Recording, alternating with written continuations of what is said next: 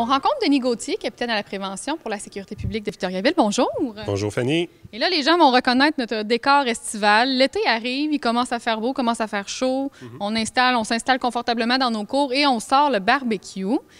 Mais avant de faire notre premier souper brochette, il y a des choses qu'on doit vérifier pour être certain que tout se fait sécuritairement. Absolument. En fait, recommandation du fabricant, toujours de mise. À l'intérieur du volume auquel le barbecue est vendu, on va retrouver les mesures de sécurité, donc des conseils de sécurité, mesures d'urgence et entretien de l'appareil. Grande connaissance du mode d'emploi, c'est ça que ça veut dire, là, des précautions. On doit lire, même si c'est plate, on doit lire, c'est important. Absolument. Puis c'est ce que je vais faire aujourd'hui avec toi. On va quand même vulgariser pour le citoyen la démarche pour l'ouverture, la première ouverture du barbecue. Et là, ça, c'est une fois qu'il est sorti de la boîte quand il est neuf, mais aussi une fois qu'on le sort du garage au printemps et qu'on l'installe sur notre patio. Chaque fois, l'achat d'un appareil neuf ou l'achat d'un appareil usagé, on sait qu'il y a des gens qui le font, on le sort de la remise ou du garage ou on change une pièce sur l'appareil, exemple une tubuleuse flexible, on va faire le test d'étanchéité et le test total. Oui. Donc, on va s'approcher de l'appareil. Donc, il y a quelques vérifications qu'on doit faire d'emblée quand on installe notre barbecue. Tout à fait. En fait, il faut s'assurer qu'il soit sur une surface quand même stable et fixe. Souvent, le barbecue va venir avec des roulettes qui ont des freins qu'on va activer ou actionner. La tubulure qu'on voit flexible, on s'assure qu'elle est non fendillée et étanche. On fera un test d'étanchéité. La tubulure, c'est ce qui relie en fait la bonbonne de propane au barbecue. Oui. C'est le petit boyau noir qui est flexible et non tout ce qui est cuivre solide. Donc, on peut en retrouver souvent 2, 3, dépendamment du modèle. On s'assure que notre bouteille, notre bonbonne de propane a moins de 10 ans. Si elle a plus de 10 ans, il faut absolument la recycler dans les endroits appropriés et que tout est bien attaché donc avec le régulateur. Une fois ça fait, on s'assure que tout le barbecue, les grilles soient fixes. On a vérifié qu'il n'y a pas aucun fil d'araignée, amas de feuillage, etc. On nettoie. On peut passer une brosse sur les brûleurs où est-ce que le gaz passe pour s'assurer justement d'une bonne combustion. Une bonne combustion égale une flamme vive et bleue. Donc, on s'assure qu'il n'y a pas de rien d'accumulation de nourriture de l'an dernier ou de graisse et tout ça pour être certain qu'il n'y ait pas de matière à inflammer. Absolument. Et je te dirais même qu'on doit s'assurer aussi que tous les contrôles sont fermés avant l'allumage. Donc, le test va se faire couvercle ouvert. On va ouvrir au maximum la bouteille de propane, la bonbonne, et on va procéder à une ouverture de gaz, puis on va pulvériser de l'eau et du savon, un mélange de 50-50. Et si on voit des bulles, on ferme la bouteille et on arrête. Et là, on demande un expert en la matière où on fait vérifier par... Donc, les bulles vont nous dire qu'il y a une fuite de propane. C'est ça, absolument.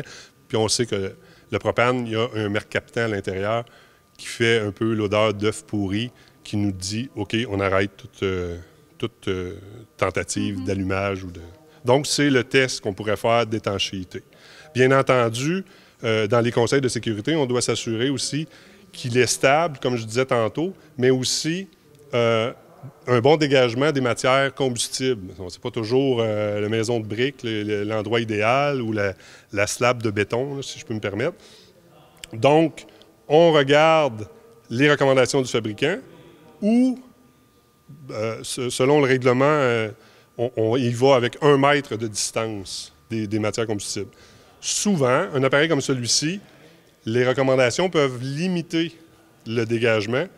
Celui-ci, on retrouve 18 pouces derrière. Donc, si on avait une clôture ou un patio en bois, ce serait 18 pouces. Et il mentionne 7 pouces du côté de l'appareil. Très important, il faut éviter de modifier l'appareil. C'est inscrit dans les recommandations du fabricant. On a eu un incident malheureux dernièrement, l'année passée, où est-ce que le citoyen avait enlevé la partie supérieure et l'avait déposée sur une espèce de patio, bois, pierre, outdooring, qu'on peut appeler. Donc ça, il faut éviter ça. Il faut garder le socle et la base du barbecue et les dégagements appropriés. Donc, à retenir, on a tendance à vouloir mettre ça près de la porte patio pour que les pas soient moins loin avec la cuisine. On évite de coller sur la maison. 1 mètre de toute ouverture, fenêtre, porte patio, s'assurer. Puis faire attention, parce que souvent, le fabricant va nous demander un dégagement de, exemple celui-ci, latéral de 7 pouces. Mais si on a une surface de vinyle, on va peut-être, donc, le 1 mètre, le 3 pieds et de mise. Et là, il fait beau. Moi, j'ai une fête organisée dans ma cour. Il se met à mouiller. Je décide de rentrer mon barbecue dans mon garage.